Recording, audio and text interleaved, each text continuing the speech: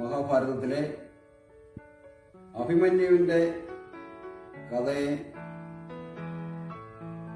ആധാരമാക്കി എഴുതിയിരിക്കുന്ന ഒരു പ്രതീകാത്മക കവിതയാണ് ടൂട്ടപഹ്യ. പ്രതീകാത്മക കവിത മാനെ ക്യാ ഹൈ? प्रतीकात्मक कविता എന്ന് പറഞ്ഞാൽ सिंबॉलिक ആയിട്ടുള്ള कविता. इस कविता में अभिमन्यु एक प्रतीक है, टूटपहया भी प्रतीक है. टूटपहया उपेक्षित और तुच्छ मानव मूल्यों का प्रतीक है. अभिमन्यु सत्य के लिए लड़ते आम जनता का प्रतीक है.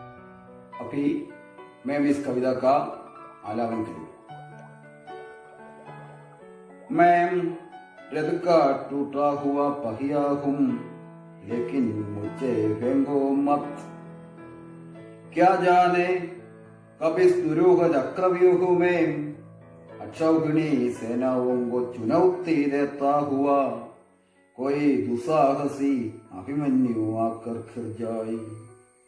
अपने पशु को असत्य जानते हुए भी बेटे बेटे महारथी अकेली निहत्ती आवाज को अपने ब्रह्मास्त्रों से कुचल देना चाहे. तब में रथ का टूटा हुआ पहिया उसके हाथों में ब्रह्मास्त्रों से लोहा ले सकता हूं. मैं रथ का टूटा हुआ पहिया हूं, लेकिन मुझे फेंको मत. इतिहासों की सामूहिक गति सहसा झूठी पड़ जाने पर क्या जाने सच्चाई टूटे हुए पहियों का आश्रय ले. अभिमन्यु कौन था? अभिमन्यु आम जनता का प्रतीक है. इस कविता में अभिमन्यु अर्जुन का वीर पुत्र था. कुरुक्षेत्र युद्ध में अभिमन्यु चक्रव्यूह में फंस गया, लेकिन उसने धीरता के साथ लड़कर अनेक शत्रुओं को मार डाला. उसके रथ का पहिया अंत में टूट गया. निरायुध अभिमन्यु को केवल टूटा हुआ पहिया उस समय काम आया. अंत में अधर्मियों ने अभिमन्यु को मार डाला. इस प्रकार सच्चाई की हार होती है. सत्य की स्थापना के लिए लगते समय अभिमन्यु के हाथों में केवल टूटा हुआ पहिया काम आए. ഈ കവിതയുടെ ആദ്യ 6 ലൈനിന്റെ അർത്ഥം ഒന്ന് ശ്രദ്ധിക്കുക. അദ്ദേഹം टूटा पहिया जीवन में अक्सर बलि कर दिया जाने वाले मानव मूल्य का प्रतीक है. पहिया हमको कहते हैं, मैं एक रथ का ऐसा पहिया हूं जो टूटा हुआ है, लेकिन मुझे फेंकना नहीं चाहिए क्योंकि मेरा अभी उपयोग है.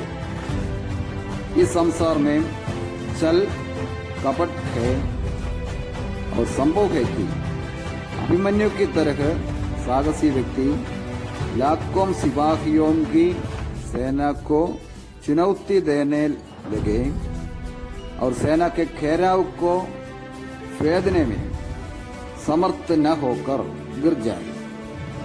तब एक टूटा हुआ पहिया भी काम आएगा. यहाँ कवि ने महाभारत के अभिमन्यु की कहानी को प्रतीकात्मक बनाकर वर्तमान युग की संकीर्णता का चित्रण किया है. തുറന്ന കവിതയിൽ പറയുന്നു, अपने पशु को असत्य जानते हुए भी എന്ന മുതലുള്ള ഭാഗം. कवि कहता है कि इतिहास में ऐसा भी हुआ, बड़े बड़े व्यक्ति जानते हैं कि वे जिस ओर से लड़ रहे हैं वह अन्याय के लिए, इसकी लड़ाई किसी सत्य को पाने के लिए नहीं है. वे अधर्मी लोग थे. वे लोग यदि किसी ശസ്ത്രഹീന് എന്ന് പറഞ്ഞാൽ നിരായുധരായിട്ടുള്ള ആദ്മി കോ അപ്പനെ ശസ്ത്രോം സേ, ശസ്ത്രം എന്ന് പറഞ്ഞാൽ ആയുധം എന്നാണ്, കുജൽ ദേന ചാഹേ തബ് അഗർ ഉസ്കെ ശസ്ത്രഹീന് നിരായുധനായിട്ടുള്ള ഹാത്തോമേം രഥക്ക पहिया भी काम आए तो वो भयानक हथियारों से और अर्थात ब्रह्मास्त्रों से भी लोहा ले सकता हूं. लोहा लेना എന്ന് പറഞ്ഞാൽ എതിരിടുക, उसका सामना कर सकता हूं. लोहा लेना उसका अर्थ है सामना करना. കവിതയുടെ അവസാന ഭാഗം ശ്രദ്ധിക്കുക. ഇതിന്റെ आशय इതാണ്. इस संसार में कई अधार्मिक कामों चल रहे हैं. सत्य की स्थापना के लिए लड़ते समय अभिमन्यु के हाथ में केवल टूटा पहिया काम आए. आज भी संसार में मानवीय मूल्य नष्ट होती जा रही है. सत्य, धर्म, नीति आदि मानवीय मूल्यों को संरक्षण करने के लिए हम भी अभिमन्यु की तरह धीरता के साथ लड़ना. ഈ പാഠത്തെ സംബന്ധിച്ചുള്ള വീഡിയോ ഒക്കെ നിങ്ങൾ കണ്ടു.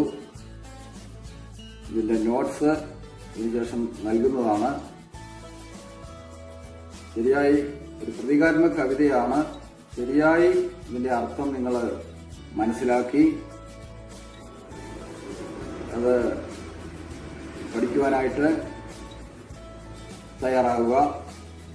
നോട്ട്ബുക്കിൽ ഈ നോട്ട്സ് എല്ലാം വൃത്തിയായിട്ട് എഴുതി സംശയങ്ങൾ എൻ്റെ വാട്സപ്പിൽ ചോദിക്കുക. തീർച്ചയായിട്ടും നിങ്ങൾക്ക് അതിനുള്ള മറുപടി നൽകുന്നതാണ്.